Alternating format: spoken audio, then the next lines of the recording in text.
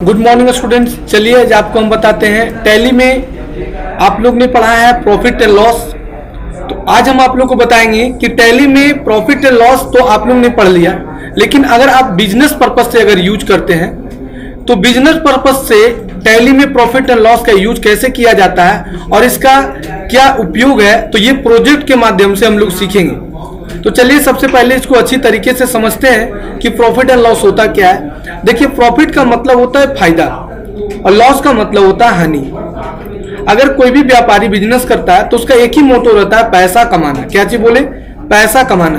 और पैसा कमाने के लिए वो कस्टमर को फैसिलिटी प्रोवाइड करता है। क्या करता है? फैसिलिटी प्रोवाइड करता है।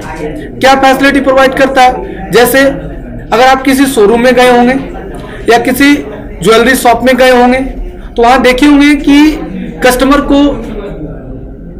टी सर्व करता है या कॉफी सर्व करता है।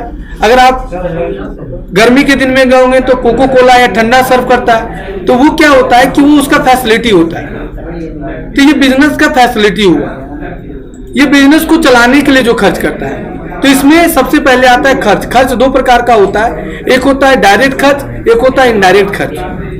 बिजनेस को चालू करने से पहले जो हम लोग खर्च करते हैं उसको बोलते हैं डायरेक्ट खर्च, और बिजनेस चालू करने के बाद जो खर्च करते हैं उसको बोलते हैं इनडायरेक्ट खर्च। एग्जाम्पल के तौर पर आपने कपड़े का दुकान खोला तो कपड़े लेने के लिए आपने लुधियाना गया। तो लुधियाने जाने में आपका जो भाड़ा लगा वो आप वस्तु पर जोड़िएगा तो वो हो जाता है डायरेक्ट एक्सपेंसेस। और दुकान खोलने के बाद जितना भी खर्च होता है वो होता है इनडायरेक्ट एक्सपेंसेस। तो चलिए आज हम लोग सीखते हैं कि टैली में प्रोजेक्ट के माध्यम से प्रॉफिट एंड लॉस को कैसे बनाइएगा। तो चलिए स्टार्ट करते हैं और सीखते हैं।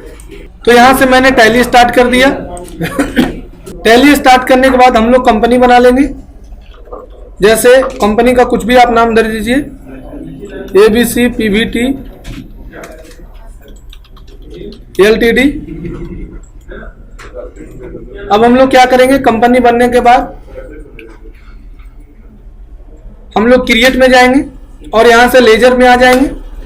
ठीक है, अभी हम एक कपड़े का दुकान खोलते हैं तो मैंने सामान खरीदा, परचेज का होता है परचेज अकाउंट। मैंने सामान कितना खरीदा? मैंने सामान खरीदा मान के चलिएगा 25,000 रुपया का। ठीक है, उसमें से कुछ सामान मेरा खराब निकल गया तो हम लिखेंगे परचेज रिटर्न। परचेज रिटर्न का हो जाएगा परचेज अकाउंट, यानी 2,000 का मैंने रिटर्न कर दिया तो ये हो जाएगा क्रेडिट से, इसको डेबिट से क्रेडिट करना पड़ेगा। दूसरा है, आप जब सामान लाते समय जो खर्च करेंगे उसको डायरेक्ट एक्सपेंसेस, और सामान लाने के बाद जो खर्च होगा वो इनडायरेक्ट एक्सपेंसेस। तो मैंने लिखा वेजेज। वेजेज हो जाएगा डायरेक्ट एक्सपेंसेस, क्योंकि ये सामान लाते का समय का खर्च है 1,000 रुपया। फिर लग गया दोस्तों ढुलाई यानी कैरेज। कैरेज हो जाएगा डायरेक्ट एक्सपेंसेस, कितना? 1,000 रुपया। फिर मैंने क्या दे दिया? चैरिटी। चैरिटी क्या हो जाएगा? Indirect expenses.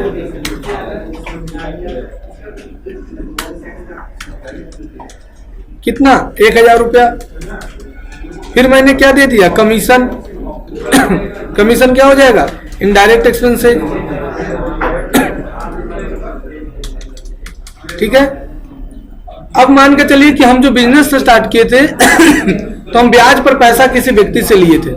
तो ब्याज पर पैसा लिए थे तो हमको उसको ब्याज देना पड़ेगा, तो वो हो गया इंटरेस्ट। ये हो जाएगा इनडायरेक्ट एक्सपेंसेस 1,000 रुपया। फिर हम दे दिए क्या चीज?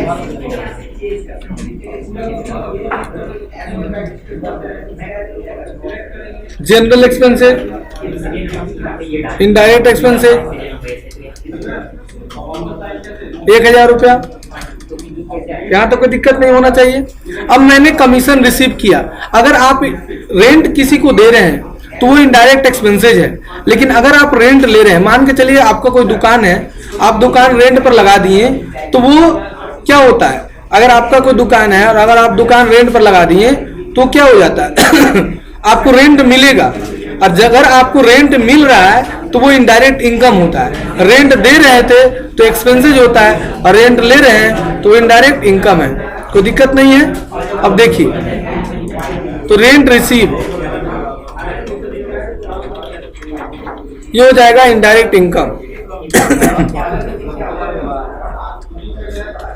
1000 रुपया। ठीक है। एक होता है ओपनिंग स्टॉक, ये हो जाएगा स्टॉक इन हैंड,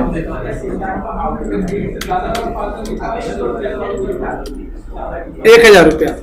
पिछले साल का जो माल बचा हुआ है इस साल के लिए कहलाता है ओपनिंग स्टॉक। क्या कहलाता है? Opening stock. और इसी को स्किप करेंगे और अल्टर में आना है। अगर कोई चेंज करना है तो अल्टर में जाना है, लेजर में जाना है और ओपनिंग स्टॉक को ले लेना है। और यहां से आपका क्लोजिंग ईयर होता है 31 माइनस 3, और यहां पर हम डाल देते हैं 1500 रुपया। हो गया। अब हम लोग देखेंगे इसका कितना हमको प्रॉफिट हुआ, कितना लॉस हुआ। तो यहां जाएंगे गो टू में और प्रॉफिट और लॉस में जाकर एंटर करेंगे, और यहां से हम लोग क्या करेंगे, अल्ट के साथ F1।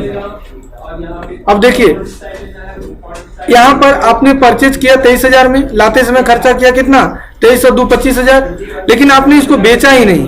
तो आप एक और लेजर बनाइए, गो टू में जाइएगा, अल्टर मास्टर में जाइए, इंटर करिए और लेजर बना लीजिएगा सेल का।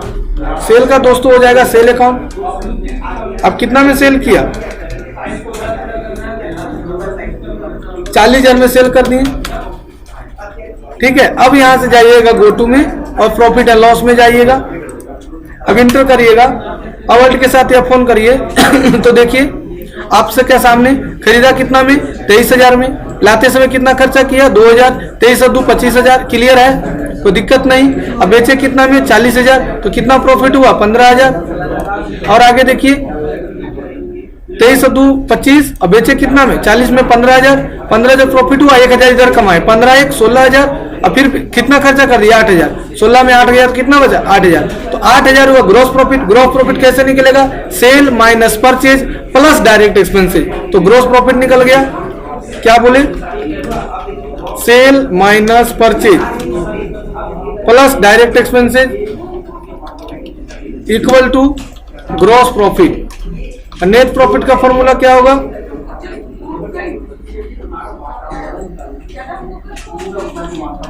Gross profit minus indirect expenses. Clear हो गया। तो इस तरह से आप क्या बना सकते हैं, प्रॉफिट एंड लॉस।